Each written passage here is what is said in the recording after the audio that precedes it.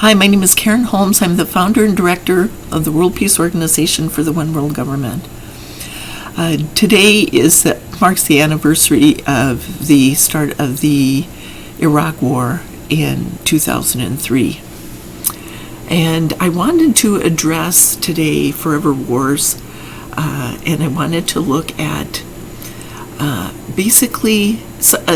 first of all, I wanted to look at, because of the Iraq War, I wanted to look at a statement that C.S. Lewis wrote in an allegorical story in the Narnia series. He said, behind every crisis like this, behind every war, there is a white witch. Donald Trump has talked about witches and the witch hunt, and when you stop and think of it, a witch, there are different kinds of witches. One of them is the Halloween witch, and with the pointy hat, the Harry Potter kind of witch, and another one is the Wicca, practitioner of Wicca, which is basically considered by many people to be actually like a non-organized religion. I don't really look into that, but I know it's been considered that. That looks at earth magic. The other one is a sociopath, somebody who is deflecting and weaves an illusion based on the power game of lust, which is one of the 7 deadly sins. There are 2 power games that are based on weaving an illusion, genocides and slavery. And when you look at the idea of revenge, how it works and why it doesn't work, you can start to appreciate that revenge is a tool that a lot of people use. It's a popular thing that is used. Right now, it is a tool that the Republican Party is using to justify voter suppression, because it brings together people who play 5 power games. Well, the problem that you run into, well, that's not how I should have said that. The problem that people who play the game run into is that when they bring together the 5 groups of people to the 5 power games, and each plays a particular power game, then what happens is they actually undermine each other. It seems like they have the same goal, but then they actually undermine each other. In a way but I wanted to look at these forever wars that are going on. Look at not so much Afghanistan right now, but to look at Iraq. But I wanted to also go back in history and look at the idea of a hostile takeover related to the 100 Years' War in Europe.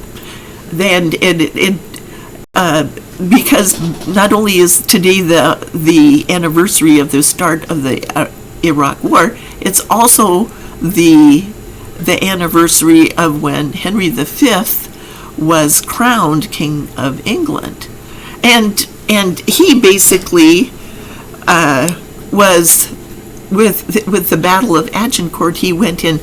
England and France had been at war for 100 years. It was the 100 Years' War. And they were basically fighting over to see who basically owned France. The culture was not close. You had France and England are 2 very different cultures, and trying to take over France was almost impossible. But as England moved in, and the marriage structure with the royal family and such got all mixed up, at a certain point in time, 100 years later or so, that's when Joan of Arc was hearing voices, and she went in to basically say the Dauphin was the rightful King of France. Basically, she helped to declare through her voices that he was the rightful king. That didn't end well for her. And one of the things that happened was, I'm not an expert at French or English, European history. I'm not anywhere close to knowing what was going on. But knowing how C.S. Lewis talks about there's always a white witch behind every problem, which is, these are allegories basically for how everything plays out. When you have a white witch behind the crisis, you usually have revenge, and you usually have like a hostile takeover. The United States is dealing with right now a problem with Russia and Chinese possibly interference in our elections. So how is that? Is that a hostile takeover? Have we broken, as Americans, have we broken universal law by toppling other governments? And that's basically what happened in Iraq. It was an act of revenge and against Saddam Hussein, bringing together 5 groups of people, and basically they undermined each other, and that forever war is being addressed now with somebody standing up. It's a character defamation campaign. You need somebody to stand up and defend you. So now we are looking at a forever war that dealt with a hostile takeover. So, we're looking at Afghanistan, you could say, with their and at one time with their natural resources, and at one point in time the U.S. government was willing to withdraw our troops out of there, and then they found this $1 trillion worth of resources, and now we're back in and trying to get our clutches in it. So if you stop to consider that as hostile takeover, if you consider Iraq as a hostile takeover, if you consider England and France as a hostile takeover, the beginning is when somebody tries to do a hostile takeover and gets revenge, and generation after generation, you could say, until somebody comes up and defends the rightful solution. Okay, so we have Iraq. Our organization is standing up to defend Saddam Hussein. Let's say Joan of Arc stood up to defend the Dauphin. And we can even look back further in history to the hostile takeovers that resulted in Stonehenge and Oxford. Stonehenge being hostily taken over by the Romans and the Normans and the Saxons, and because it was the Beaker people who were there first to set that up and to do that, and to go through and to create, let's say, a business that to resolve conflicts that basically ended up in a hostile takeover of England. It was like a giant peach or a giant plum ready to be plucked, and then somebody came in, and believe it or not, the same thing happened with the war in heaven, a hostile takeover. We've been dealing with a hostile takeover of our planet by various alien species who have come in and infiltrated. And that's something that, after we resolve this idea of the international government making it possible for nations to get trade, what they need through trade by making win-win agreements, then basically we're going to take the idea of world peace and the international government to the next level, and our relationship with our the alien species who've been come on our planet. Talk about a forever war. This war has been going on for 1 billion years, or give or take 100 million years or so, or whatever. So we're looking at forever wars based on revenge, how it works and why it doesn't work, hostile takeovers, character defamation campaigns. We're looking at grabbing for resources. We're looking at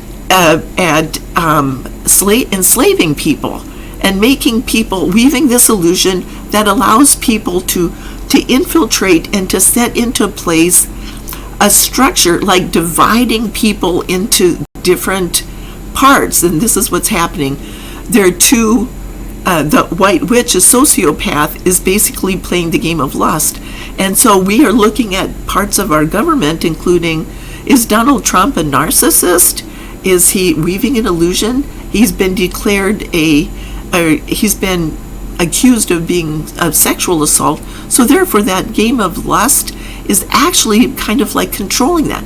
You can say, when you understand the power games associated with revenge and how it works and why it doesn't work, and all these different things, you can understand how you can get to the point where you evolve out of that.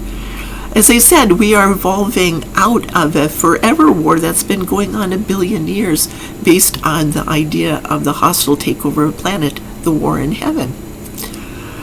Okay, which is a multi-dimensional thing, and why like Area 51 is there, and why the aliens are there. And I saw in the news there was a CNN article from down south or someplace, and they on the video there was a UFO that went right across from one cloud to the other, and it had no contrail or anything like that, and it went too fast for it to be a very high airplane. So we're looking at this, our alien, and in Emmanuel for the One World, Emmanuel for Peace, Seth talks about reintegrating our alien parts of self. So technically speaking, we might be alien species on this planet also, who have been part of the creation process. So we are aliens ourselves here that have been here for a very long time. There have been points in history where the scientists have discovered that there's like a big leap of evolution at a short period of time that cannot be explained. So let's just look at all of these ideas and understand how they work. If we are going to protect the United States, we have to understand universal law, because when we break universal law, what we do to others will be done to us. So all of these ideas are coming together in this exit strategy for Iraq proposal. We're looking at let's say the 100 Years' War, Afghanistan. We're looking at the war in heaven. We're looking at how everything functioned in Iraq and why it worked and why it didn't work. We're looking at family relationships. We are looking at, because crises occur on every level, we're looking at a family like being a nation, and that's been driven home to me because I'm parallel to Saddam Hussein and what happened to me in the creating this international government idea and my own business. Saddam Hussein wrote books, and so do I. And basically, I actually channeled a book that unifies the world's 7 major religions, and Saddam Hussein actually wrote the introduction for it. So I would like to he explains, and also I've been working on a book with John Kennedy and talking about the power games. It's called The Game. Okay, so now what we have is something where we can start to unravel forever wars. So we can have 1,000 years of peace instead of 100 years of war, or 1 billion years of war. 1,000 years of peace. By doing this, we can live for 1,000 years in peace. Okay, we can start to evolve where we're going out to the stars, and we can actually. It's not going to come for a couple of 100 years. That's a prophecy, because we have to evolve first out of wars, because they will not allow us, the powers that be that run the galaxy, so to speak, will not allow us to move out into the stars until we are no longer going to cause problems.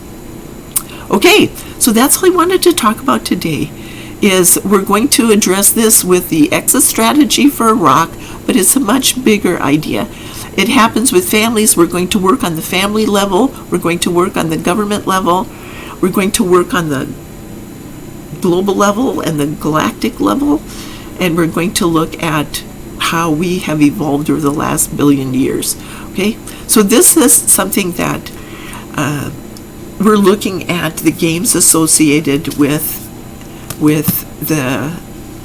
hostile takeovers, because that's what this was here in this book, was a hostile takeover of Narnia. Okay, so I recommend that if you want to read this book, look at it from the idea of it being allegory and how it's evolving. So thank you so much. I ask you to like, share, and subscribe, and most of all share, because this is really important information that everybody needs to know about. If you get into a discussion about the Iraq War or anything like that, about Afghanistan, how about the troops going off to war? Do they have to go off to war anymore, or can they just stay home? So when Memorial Day comes, can over the next 6 weeks or 8 weeks, something like that? Well, let's see, it'll be about 10 weeks. Okay, from now, what we have is, can we figure out a way to keep them home instead of sending them off to war? We can honor them by keeping them at home. Okay, so that's what I wanted to say. Like, share, and subscribe. Most of all, share. Thank you.